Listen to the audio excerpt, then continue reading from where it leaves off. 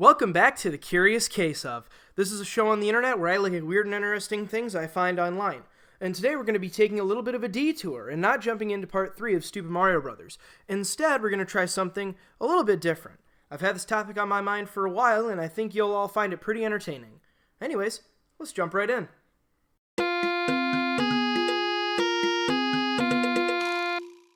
Created for the Meta Game Jam by Mistman12, Baldi's Basics is a parody of games that start out as one thing and then suddenly become another type of game.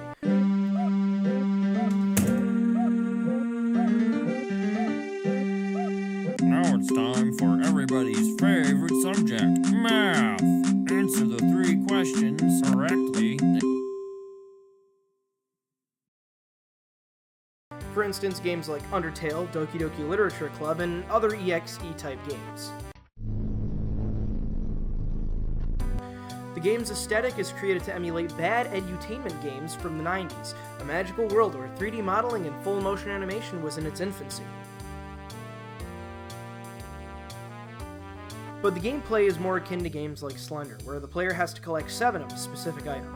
But what Baldi does that the other games don't, is it adds a type of strategy to the game. Using various items found in the game world, it allows the player to use them to gain a leg up on Baldi and the other occupants of the school, giving you a greater chance of winning, rather than just running around trying to avoid all the enemies. But the thing is, Baldi's not a bad game. It's actually quite fun to play, but most games that fall under the umbrella of indie/horror/meta, starts as one thing and becomes another type of game, fall into this pit of fandom hell. But why do games like Baldi's Basics, Five Nights at Freddy's, and Bendy and the Ink Machine fall into this kind of unwarranted popularity? I think I have a theory, and I call it... So what is the Markiplier effect? Well, it has less to do with big Let's Players like Markiplier and Jacksepticeye, and to an extent MatPat and the Game Theorists, and it has more to do with the people that watch them. Now I'm going to say this.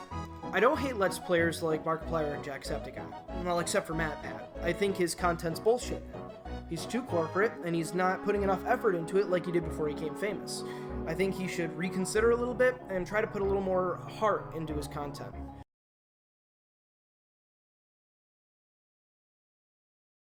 Are you sure about that? But nonetheless, I'm fine with them making the content that they do. What I want to point out is this. What do the people who make these videos play or talk about on their channels? Well, games like Five Nights, Bendy and the Ink Machine, and Baldi's Basics. But what else do they have in common? Well, it wouldn't be much of a stretch to say their fan base. People who watch Jacksepticeye are the same people who watch MatPat and Markiplier. Young teens. And if you've existed in middle school during the boom of such channels, you should be accustomed to the kind of people who make stuff like this, and this, and this. For some reason, the people who make that type of content never grow up from it. And more people keep coming to fill those places. Making the type of content that they do, the way that they market themselves as family friendly allows them to become literal child magnets. But the view counts can be a double-edged sword.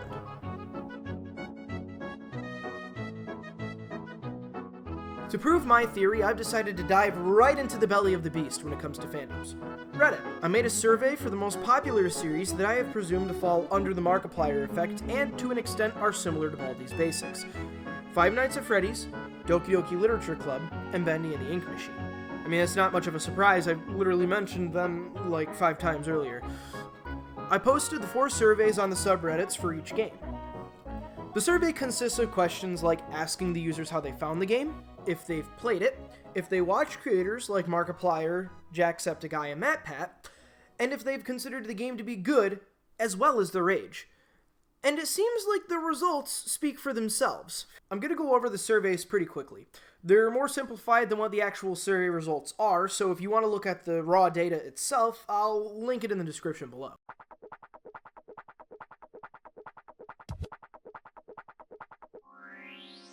I asked people how they discover Baldi's Basics. 85.4% of the people said YouTube. No surprise there. I said if you chose YouTube, who introduced you to them?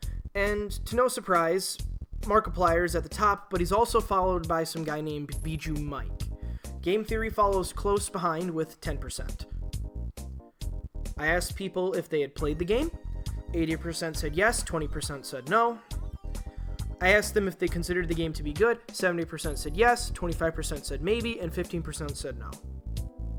I asked them how old they were. 7.5% said under 10, 40% said between 15 and 20, and 47.5% said between 11 and 15. I asked them how they discovered it, and no surprise, 59% said YouTube. I asked them who introduced them if they chose YouTube, and surprisingly, Markiplier is nowhere to be seen on this, whereas Jacksepticeye and Game Theory tie for 22.7%, followed by PewDiePie at 18.2%. I asked them if they watched the YouTubers I've mentioned in the video. No surprise there, 25% said they watch Markiplier, followed by Jacksepticeye and Game Theory with 22.5%. I asked them if they played the game. 92.3% said yes, 7.7% said no. I asked them if they thought the game was good. 94.9% said yes. I asked them how old they were, and it makes sense since Doki Doki Literature Club has mature themes that 51.3% of people said that they were between the ages of 16 and 20, followed by 11 through 15 with a total of 23.1%, and 21 through 25 and over 25 are at 12.8% each.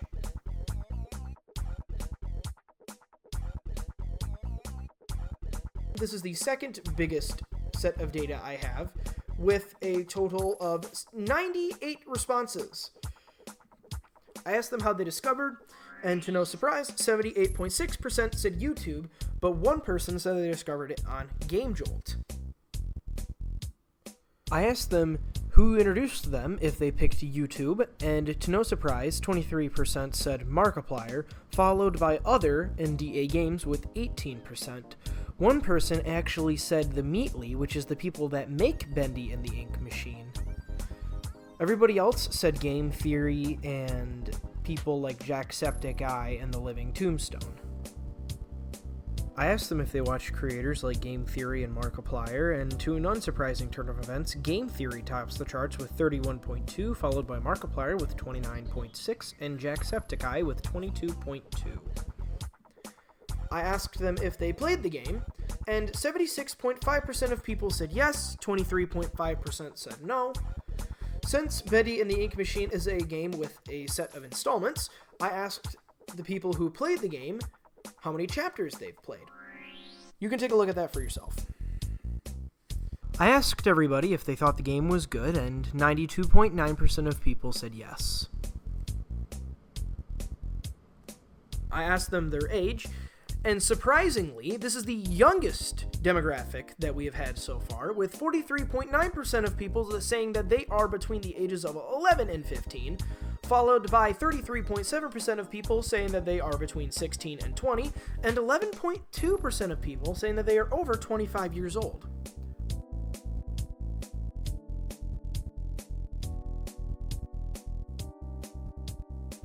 This is the biggest survey that I have taken, with a whopping total of 138 responses. I asked everybody how they discovered the game, and to no surprise, 65.2% of the people said yes, followed by friends with 18.1%. I asked them who got introduced to the game, and you can see here that it is no surprise, Markiplier tops the charts with 56.1%, and Game Theory follows close behind with 11%. I asked, do you watch these creators? And again, Markiplier tops the charts with 33.9%, followed by Game Theory with 29.9% and Jacksepticeye with 20.5%. I asked if they played the game, and 85.5% said yes, where the last 14.5% said no.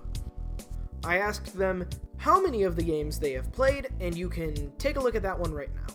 I asked the people if they thought the game was good. 89.9% said yes, 9.4% said maybe, and one person said no. I asked them how old they were, and interestingly enough, just like Doki Doki Literature Club, the 15 to 20 demographic takes the majority with 49.3%, followed by 37 with 11 and 15, and 9.4 with 20 and 25. But I can already hear people saying to me, this doesn't prove anything. Without Let's Players playing the game, it can still develop a toxic and disappointing fan base that makes bad art. Just look at Undertale. And I'm going to stop you right there. Undertale already had an awful fan base before the game even came out. Haven't you heard of Homestuck? The man that made Undertale worked on Homestuck to the point where his name was attached to the series itself. When Toby Fox quit working on Homestuck to pursue his own game, he had a legion of Homestuck fans behind him, in which case, good for him. I'm not here to rip on Toby Fox. I liked Undertale. It was a fun game, but the fan base made me not want to talk to other people about it. But yes, there are some isolated cases when it comes to fan bases that didn't spawn from a Markiplier comments section. But I'm led to believe that my theory still holds some ground, and I have just the game to prove it.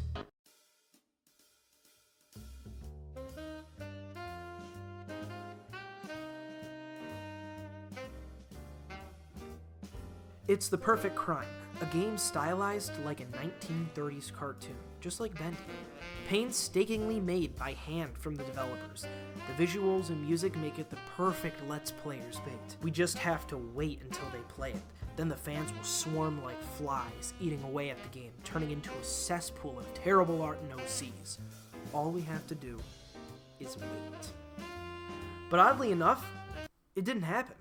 The Let's Players took the bait, but a bad fan base barely developed. There was 1 week where Cuphead OCs were being talked about online, but for some reason after that week, there was nothing. And I think I have the answer. Cuphead's release date was on September 29th of that year, but for some reason Markiplier didn't upload any videos about it until December.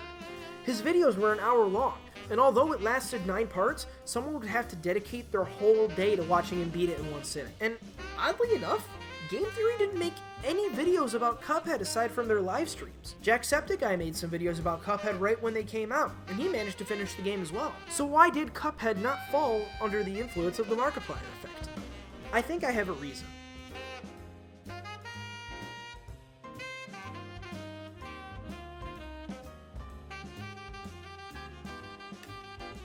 Cuphead is made to be difficult.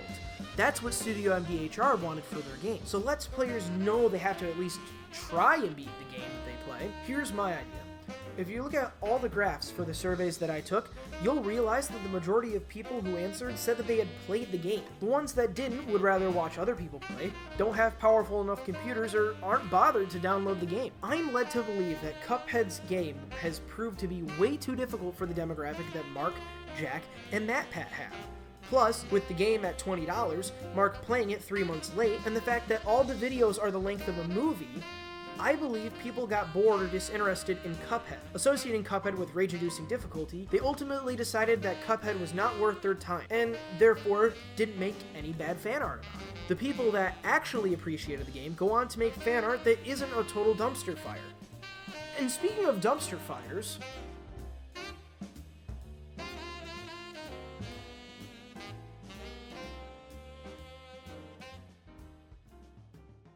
since I've established my theory and given some evidence, I've decided to ride the internet info wave to see if I can spot some of the effect in action. I say let's start with YouTube. Alright, let's search Baldi's Basics. Baldi's Basics.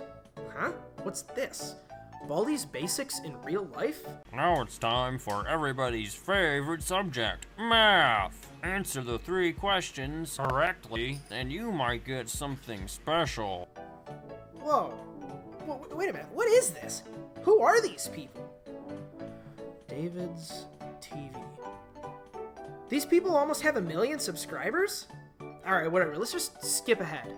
Bye-bye, gone, right? So we have 2 lives left, and we're just gonna keep going. We are not starting the game over. We've got our books, and we're gonna keep going, right? Team! Why is this 20 minutes long? I'm 9 minutes in, and they're just running around the house, and it looks like they just ripped the HUD from the game off of the files. It's the jump rope! Oh, we've got to jump for 5 times. Are we ready? Go! 1, 2. Alright, I'm done. Hey look, there's a musical. Somebody wrote a musical about Baldi's Basics. Wait a minute, this is a song! I've been lied to!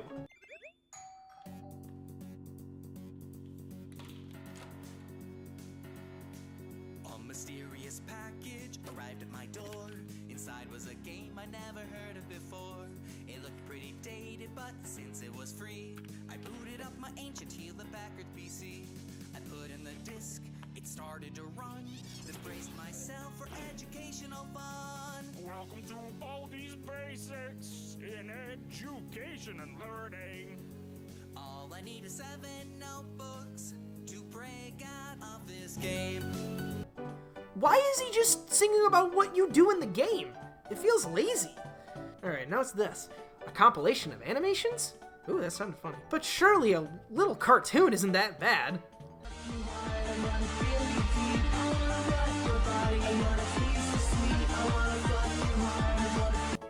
Okay, I take that back. What is this? Alright, I'm gonna skip ahead. Jiggle, jiggle, pop, pop my hips, let her rock, okay. Swing left, swing right, my weave in tight. Yeah. Hit her with that boom, dynamite, yeah. Hit her with that boom, dynamite, yeah. Alright, I'm done with this. I'm not having it. I'm just not having it. Okay, that one was fucking terrible. What about this one?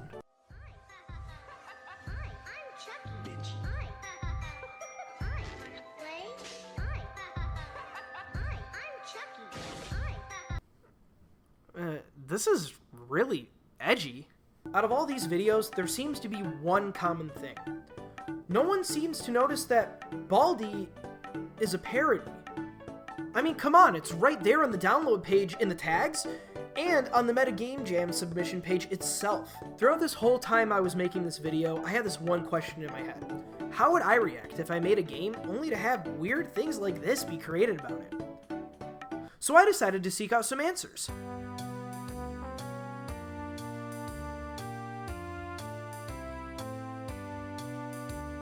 I DM'd Mistman12, the creator of Baldi's Basics, to see what he thought about his fans' perception of the game. Here's what I asked him. Did you expect to get such attention for your submission? No way. I was definitely curious to see what people would think of the game, but I never expected it to get so big. Do you think that some content creators and fans that make art, music, mods, etc. about your game realize that it's a parody, or do you think they take it more seriously than they should be? I don't know. Obviously, there's going to be some people who take it too seriously, but for the most part, I think people are just having fun with it. Since your game gains so much popularity, do you think that your game will still affect you when you make another project? He said, sort of? I'm not really sure how to answer that at the moment. Have you seen any skits or art about your game? What's your opinion on it? I've seen a lot of cool stuff, and I think it's awesome. As long as it's family friendly, of course. Oh no! With this newfound popularity, and the many theories over analyzing your game, are you going to stop making it a parody and start a series? Or is Baldi's Basics just a one-and-done type of deal? This is another one I'm not quite sure how to answer. I'll just say I definitely have plans for Baldi in the future. And there you have it, straight from the developer's DMs. Looks like when he means something in the future, he means something pretty quickly here, because while I've been editing this video, he's been posting camping-themed related images all over his Twitter page, signifying that looks like we're going to be taking a field trip in the next Baldi game.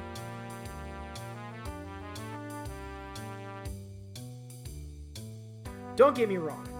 Like I said in the beginning, Baldi's Basics is not a bad game at all, and neither are games like Bendy and, to an extent, FNAF. The issue is that those games were once respectable, but will now have a hard time developing an audience since the people that are getting introduced to them are smaller children that watch people like MatPat and Markiplier. The Markiplier effect is inevitable, and there's really no way to combat it. But that's just a theory! A fan base theory! Thanks for watching! Woo! Yeah! And that ends the video. Huge thank you to Mistman12 for letting me ask him a couple questions about his game, and another huge thank you to my friend Byron, who made the thumbnail for today's video. If you want to look at more of his art, I'll link his Instagram down below. Speaking of links down below, you can always check out my Patreon, or the raw data for all the surveys that I did in today's episode. If you want to watch more videos by me, you can always check out the VR stuff I do in between each Curious Case, you can check out the Stupid Mario Brothers Curious Case videos, or you can always look at 3 Dudes in a Hot Room, which is a podcast that I do with me, Byron, and our friend Peyton. Otherwise, I'll see you guys in the next episode.